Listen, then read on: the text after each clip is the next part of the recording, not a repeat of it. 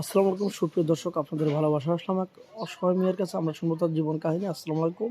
ওয়ালাইকুম আসসালাম, আসসালামু আলাইকুম। ওয়ালাইকুম আসসালাম। ছোট আপু, কেমন আছো? আছি আলহামদুলিল্লাহ ভালো। আপনারা কেমন আছেন? আল্লাহ তালা খুব ভালো আছে। তোমার নাম আর তোমার দেশের বাড়ি কোথায়? আমার নাম মোসাম্মদ বৃষ্টি খাতুন, বাড়ি টাঙ্গাইল ভরপুর। ও, টাঙ্গাইল ভুয়াপুর না? হ্যাঁ, তোমার ফ্যামিলি থেকে কে আছেন?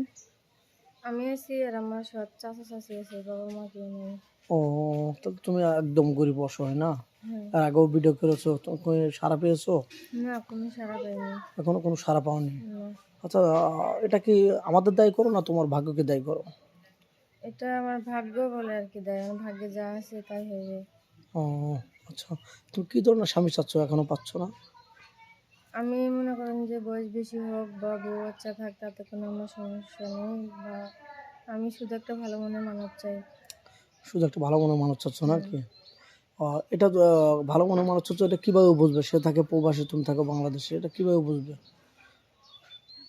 পরে ফোনে কথাবার্তা বলবে, দেখ মাস কথাবার্তা বললে শুনবে, বুঝতে জানবে, পারবে। চিনবে যে আমি কেমন। তাহলে বোঝা যাবে নাকি? কিছুটা হলে বোঝা হ্যাঁ, যাবে যে আসলে না, ছেলেটা কেমন হতে পারে। তো যাই হোক, তোমার চাচা চাচির কাছে তুমি ছোটোবেলা থেকে বড় হচ্ছে, তারা কি কষ্ট দেয় না বর্তমান?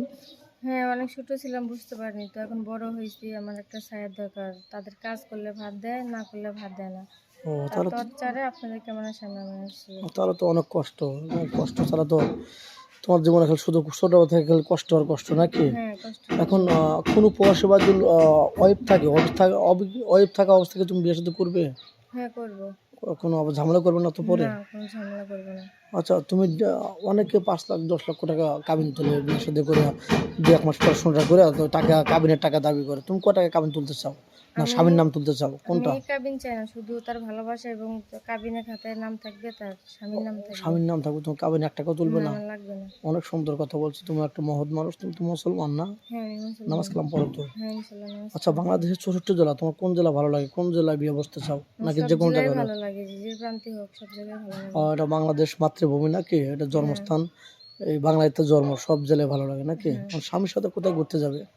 স্বামী যেখানে নিয়ে যাবে সেখানে যাবো আমি।